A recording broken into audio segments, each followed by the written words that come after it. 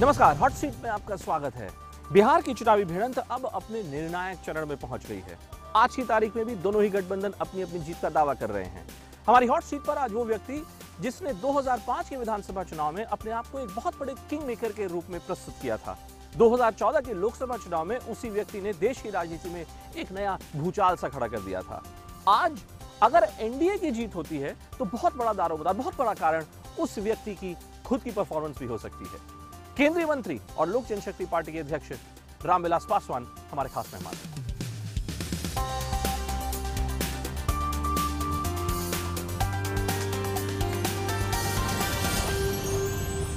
पासवान जी, ये बताएं कि बिहार में ये जो महाचुनावी भिड़ंत हो रही है, दरअसल ये हो किस मुद्दे पर रही है? सर, असली मुद्दा क्या है इस चुनाव का? देखिए, मुद्दा हम लोगों की तरफ से, एनडीए की तरफ से एक ही मुद्दा है, विकास का। और जैसे लोकसभा का चुनाव हुआ था नरेंद्र मोदी जी और डेवलपमेंट, विकास, तो उससे ये लोग घबरा गए और घबराने के बाद अब ये विकास के मुद्दा को हमेशा डाइल्यूट करने की कोशिश करते हैं।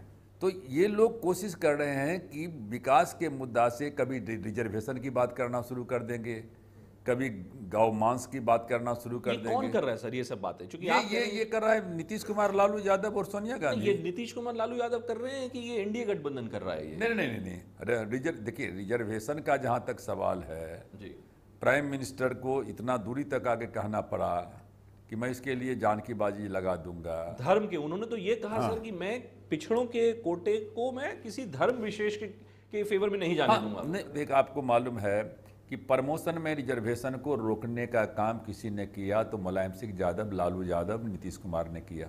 1990 में जो रिजर्वेशन था वो न लालू यादव का देन है, न सोनिया गांधी का देन है, न नीतीश कुमार का देन है, वो देन है बीपी सिंह का और रामविलास पासवान का। नहीं, आपकी सब बात ठीक है सर, लेकिन जो मुझे समझ में नहीं आ रही बात कि देखिए, अभी आपने शुरू में कहा कि ये पूरा का पूरा चुनाव विकास के मुद्दे पर लड़ा जा रहा है। हाँ। अब मुझे बताइए, जब विकास के मुद्दे पर लड़ा जा रहा है तो उस विकास के मुद्दे में ये आरक्षण की बात कहां से आ गई? ये तो आरएसएस ने किया ना। देखिए, ये तो मोहन भागवत जी ने कहा।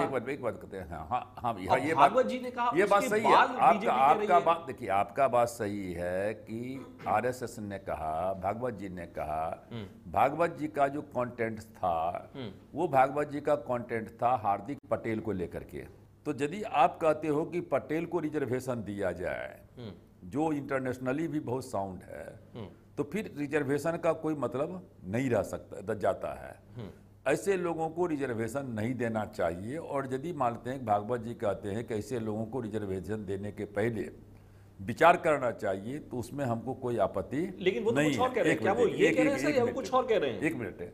लेकिन क्या हुआ कि सरकार उस पर क्या कहते हैं, कोई नोटिस नहीं ली या चुप रही।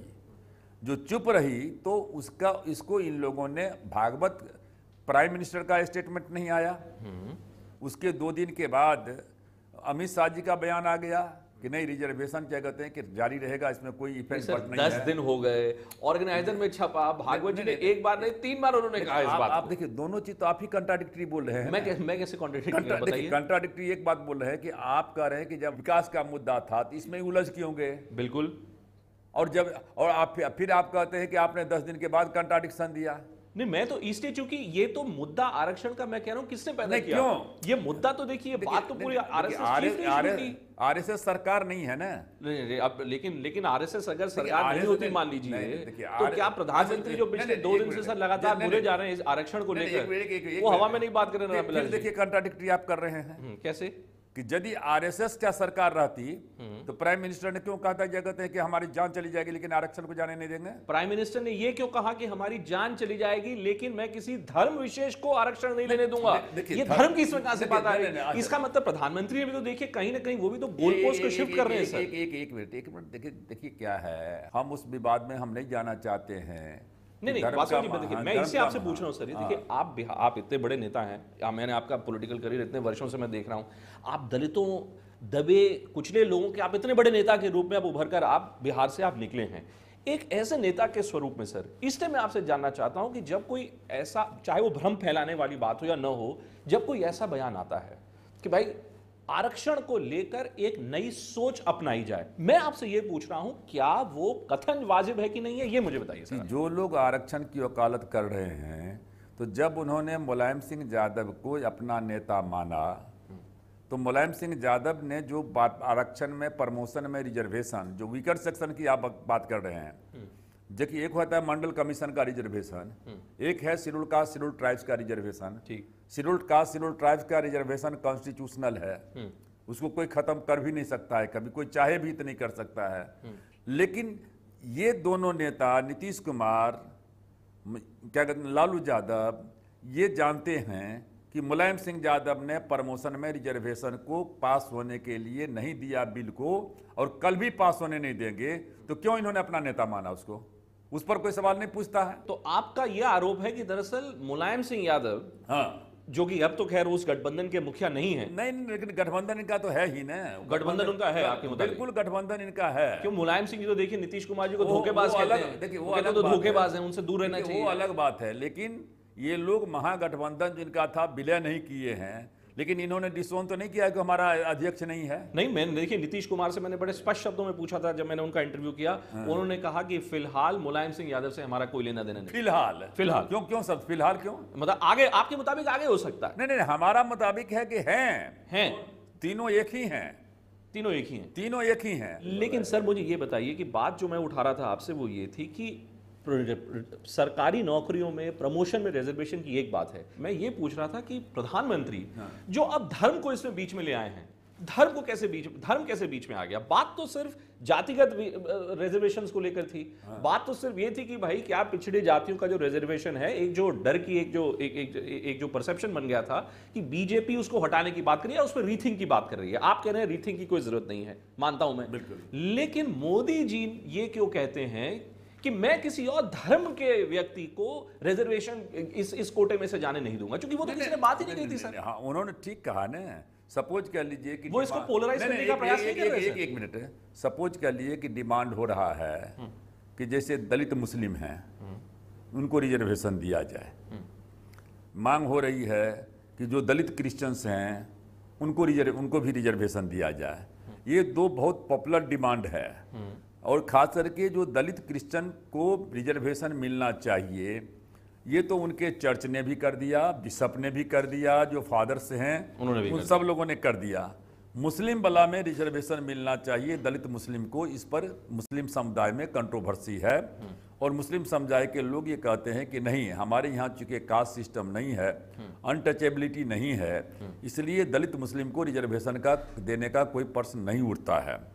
तो उनका यदि कहते हैं, उनका कहना है कि जो ये रिजर्वेशन है वो रिजर्वेशन इसमें से नहीं दिया जाएगा।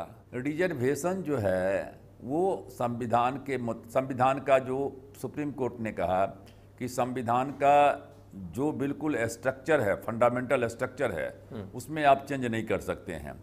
इसलिए उन्होंने मंडल कमीशन के तहत कहा कि 50% से रिजर्वेशन ज़्यादा नहीं होगा। सर ये मुसलमानों को डराने की कोशिश नहीं थी, ये बताइए ना। ये हिंदू जातियों को एक साथ जोड़ने की और मुसलमानों को डराने का प्रयास था कि नहीं? हमारी बात पहले सुन लीजिए ना। तो मानते हैं कि उन्होंने कहा कि 50% से ज्यादा रिजर्वेशन क्या कहते हैं कि नहीं होगा।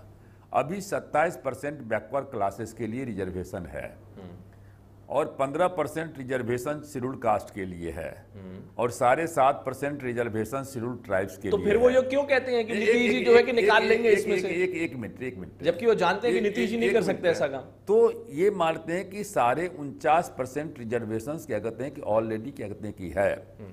तो यदि प्रधानमंत्री कहते हैं कि 49% रिजर्वेशन में जो है कोई और रिजर्वेशन क्या कहते हैं धर्म के नाम पर नहीं जुटेगा, तो उसमें क्या है? नहीं, आपको नहीं लगता कि वो एक ऐसा प्रयास कर रहे हैं ये कहने का कि दरअसल लालू यादव, नीतीश कुमार जो है वो मुसलमान तबके को रिजर्वेशन दे सकते हैं और मैं वो होने नहीं दूंगा? क्या ये उनका परसेप्शन नहीं है?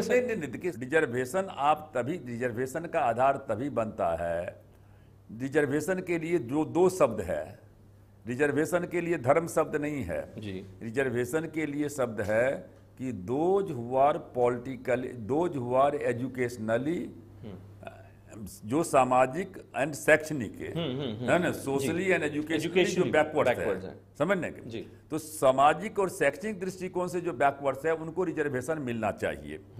तो वो सामाजिक और शैक्षणिक दृष्टिकोण से जो रिजर्वेशन है उसमें तो जो बैकवर्ड मुस्लिम हैं वो भी मंडल कमीशन के तहत हैं। लेकिन आपके अगर सर एनडीए के गठबंधन की बात की जाए, देखिए जब चुनाव शुरू हुआ था, आप और जीतन राम मांझी दोनों ही पक्षों को और सर दोनों ही व्यक्तियों के बारे में कहीं ना कहीं एक ऐसी फीलिंग आई, परसेप्शन आया कि इस गठबंधन में आपको सम्मान नहीं दिया जा रहा था।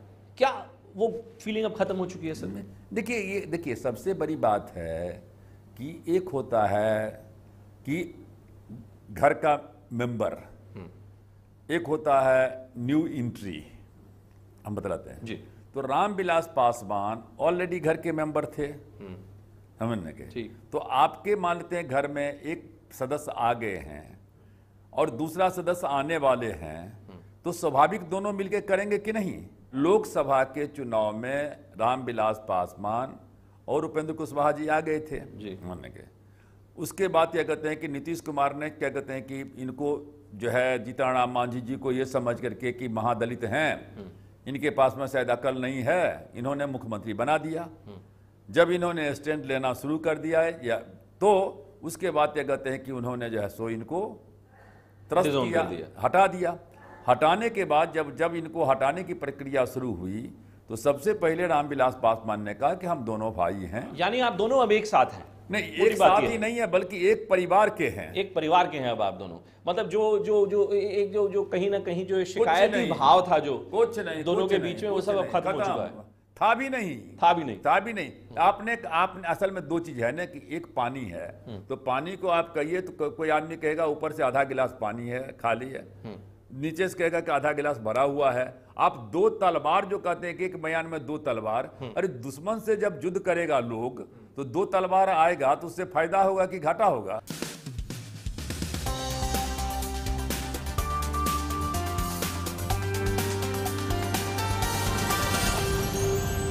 हॉट सीट में आपका स्वागत है। आज हमारे साथ खास मेहमान रामविलास पासवान। ये बताएं सर कि अगर सब कुछ इतना अच्छा है और सब कुछ इतना हरा भरा है तो फिर ये जो पूरी जो चुनावी भिड़ंत हो रही है सर, ये इतनी नेगेटिव क्यों हो गई, इतनी तीखी क्यों? इसके लिए एकमात्र कोई जिम्मेवार है तो इलेक्शन कमीशन जिम्मेवार है। इलेक्शन कमीशन जिम्मेवार है? कैसे सर? बिल्कुल हमको लगता है कि केटन सेशन यदि इलेक्शन कमीशन रहते इस तरह की बातें नहीं होने देते। और लेकिन फिर प्रधानमंत्री भी जब लालू जी के बेटा बेटी के बारे में बोलते हैं सर, उसका क्या? देखिए प्रधानमंत्री लालू यादव के बेटा बेटी के संबंध में कुछ नहीं बोले हैं। कोई ऐसा देखिए ऐसा कोई अनपार्लियामेंट्री शब्द नहीं है। यदि सपोज कर लीजिए कि मानते कि हम हैं और हम कहते हैं कि लालू यादव जो है अपने बेटा को भी मैट्रिक नहीं पास करवा सके, अपने बेटा को नववीं पास नहीं करवा सके, तो बिहार के बेटा को क्या पास करवाएंगे? मतलब कोई गलत है इसमें? कोई गलत नहीं है इसमें, कोई गलत नहीं है। अब तो लालू जी और लालू जी की बेटी वो प्रधानमंत्री के ऊपर कुछ पर्सनल आरोप लगा रहे हैं, प्रधानमंत्री जी उनके परिवार के ऊपर लगा रहे हैं। हमने कहा हम ये नहीं कहना चाहते। मैं तो देखिए चिराग भी आपका बेटा है सर, मैं देखता हूँ कि कोई आपके और आपके बेटे के खिलाफ तो कोई कुछ नहीं कहता, क्योंकि हो सकता है आप भी कहीं तीखी भाषा का प्रयोग आप भी नहीं करते ना,